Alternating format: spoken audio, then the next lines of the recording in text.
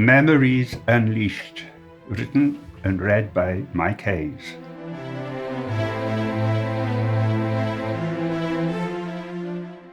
In a charitable mood, I'd call my memory fickle.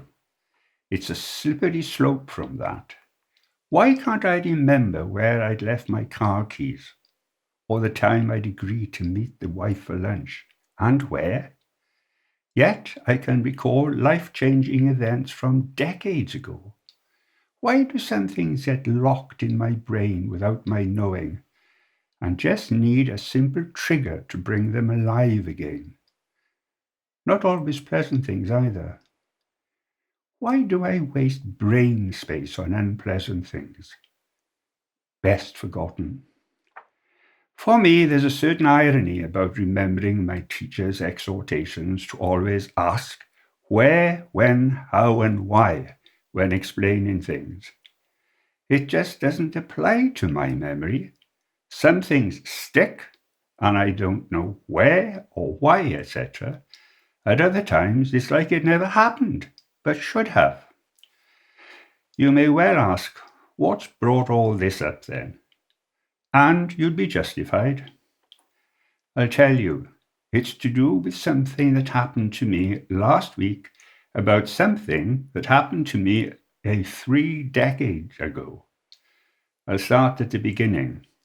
Where else? Today, it would be called stalking. I so wanted to be near her, to talk, to listen, just be with her. Wasn't that she was the only girl around, just one of the 800 or so at uni. She was different, a dark-skinned, raven-haired beauty of grown-up proportions who was, to my standards and taste, superbly dressed, superbly postured, noisy, animated, but only ever seen by me in the dinner queue twice a week. God, how I looked forward to Mondays and Fridays. Never knew her name, but guessed it was something like Rosemary, Rosalind, or Rosalie, because I'd heard her friends call her Roz or some such. What was it that set her apart? What was it that generated this longing, and not of the Welsh hiraeth type? Well, for a start, she wore her hair like a bun, sometimes as a French pleat. Didn't know the phrase then. Never a hair out of place. Her makeup was of brochure quality, emphasizing her almost coal black eyes. Always seemed it had just been applied. Well, to me anyway. Under her gown, I could just make out frocks I had only seen in films or stage shows. Low-waist Charleston or flapper style. Occasionally a pale blue button-through shirt-waister. I thought it the friendliest, most sociable of all. Even in inclement weather, her shoes had a heel, and I swear to it that on at least one occasion she wore seamed stockings. She had no idea what she was doing to my testosterone-fueled lunch on those 2 days. I endured the summer break with stored images of her, but come the fall, she was gone. What I mean is that she was not back for my second year. Perhaps she'd failed. Besotted as I was, I dismissed that as unlikely. No, the answer must be she'd been on a 1-year diploma course, had passed, moved to a better life in an environment more befitting a goddess. Callow youth that I was, I directed my libido elsewhere, but never forgot her. My second and third years at uni passed quickly. A succession of liaisons with the preferred gender. Some lasted all week, some lasted a term. Always pleasant, no heartbreak, no recriminations, no disastrous outcomes. You know, heavy colds that last 9 months. Happy times. Occasionally I wondered about the one who never was, but determined it was not to ruin my life. Sufficiently so that my results were good enough to get me registration for a higher degree. A further 3 years in college. Great. No need to get a proper job. That September, I returned to uni a week early to sort things out. New locker, reading list, trivia really, but hoped the staff noticed my keenness. Tasks completed, I left for a well-earned coffee break. In the yard outside my lab was a solitary figure, female, distraught, crying real tears, which had already caused a mascara rivulet. It was my goddess! I dropped my briefcase, ran the few steps towards her, spread my arms. With hardly a glance, she moved closer to me, and I put my arms around her tightly. She buried her face in my sweater, cried and sobbed. White knight that I was, I didn't immediately question her grief. I just stood there, holding her tight. Eventually she looked up and declared, "Thanks, I'm okay now." But I'd had time to think. "Don't think so. Want to tell me what's wrong? Over coffee?" To my utter delight, she said yes, and asked to go somewhere with the decent ladies so that she could sort out my face. Hers, obviously. In a flash, I asked if the capital would do, but added I'd no previous experience of the ladies' facilities there. We held hands as we walked a short distance to the capital. She seemed so at ease. It transpired she'd failed her physiology reset, couldn't progress to clinical, had to repeat the whole year. "You can order my coffee. Black, no sugar, won't be long, promise." She asked her way to the toilet and disappeared from view. She was the one who'd had the upset of a lifetime. I was the one churned up and sort of trembling. What was to be my next move? She wasn't long returning to a chair, sat opposite me, filled with her cup, and with a smile, somewhat mockingly remarked, "It's nice here. Come here often?" "The nearest place to call. What you going to do now?" "I have to tell my dad. He's going to be disappointed. Very." "Going to be upset? Angry?" "No, nothing like that. No grant. Dad has to fund me." Students talk openly about such things. It registered with me, Dad must be earning a lot. It disappointed me. Eager to get away from the subject, I asked if she'd come far to get her result. "God, no. Live in Barry. At home. Always have. When, if ever I get to clinical, I'll have to live in Cardiff. Long way off now."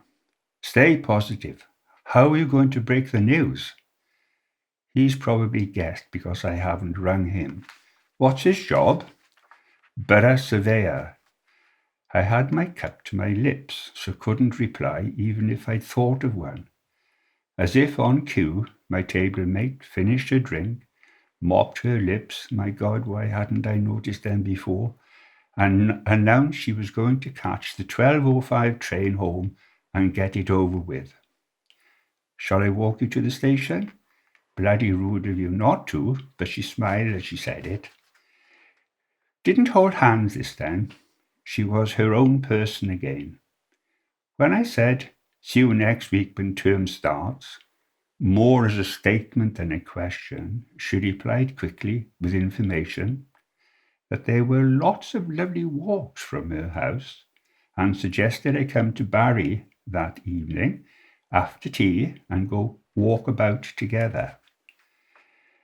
In my surprise and elation, I almost missed her say, "Catch the 6:05. I'll be on the platform. By the way, don't call me Ros in front of my parents. They hate it. Christened me Rhiannon Olwyn Stewart. I'm Rhi to everyone at home. Thanks for the coffee. I owe you one." I think I said, "It's nothing," but she'd passed through the turnstile and out of view. It all seemed so easy. Why had I waited so long? And so began a 2-year on-off liaison. With Freshers' Week imminent and coming up all the Friday of week 1, there were many opportunities to be together, but never alone. Rhi looked gorgeous every event, and was marvellous on the dance floor. We danced in the old-fashioned way as if we had reversed, soon struck up an energetic jive partnership, and she made the Paso Doble her own tour de force. But always she went home by train, Dad's taxi, or special coach. We never once sat a car park. She never got a clutch of straw in her hair or sand on her back. You know what I mean. Heavy coals that last 9 months. More than that, as soon as the band stopped playing, we started arguing. Ree had set ideas on women's rights, role in society, was anti-CND, can't reverse science, possible long-term side effects of the pill, inadequate long-term data. But what really made her effervesce was infant mortality and quality of life. She believed most strongly that immigration, such as it was not sustainable.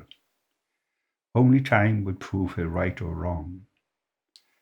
Despite being a med student, she thoroughly disapproved of excessive alcohol consumption.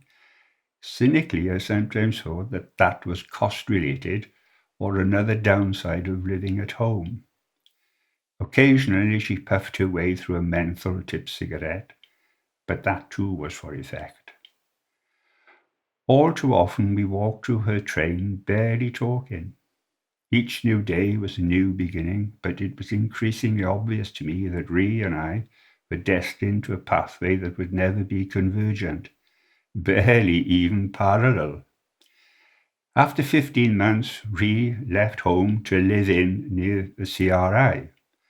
She was now clinical. I left my digs, one long street and 4 traffic lights from the hospital, in Cardiff to be resident in my place of work, minutes away from her home. She had exams to pass and war duties to complete. We didn't quarrel, didn't agree to split up. We simply stopped seeing each other. But I never consciously pressed the delete button. So, New Year 1964, I got in touch and asked her to partner me at my hospital's matron's ball. She accepted, told me to pick her up from home, and invited me to stay the night, usual camp bed alongside the baby grand. We had lost nothing of our dance floor magic. It was usual practice in my hospital for resident medics and a few non-medical staff, that included me, to meet 5 to 5:30 for coffee and a game of bridge before dinner at 7. The day after the ball, I was partnering a Dr. Keith Evans, junior registrar surgeon, who I knew well. During a deal, he asked me about the bird I'd been with the previous evening. He seemed generally interested as I gave him a thumbnail sketch of Rhiannon. As he picked up his cards, he remarked, "Nice one, Al. With her salary, you'll be able to play test tubes all your life." It cut to the quick. That was more than 3 decades ago. Last Friday, I travelled first class to London for a monthly business appointment. As usual, a single seat, forward-facing, with table. I placed my papers on the table and settled into my seat, but not before noting the name on the reservation slip opposite, Mr. K. Evans.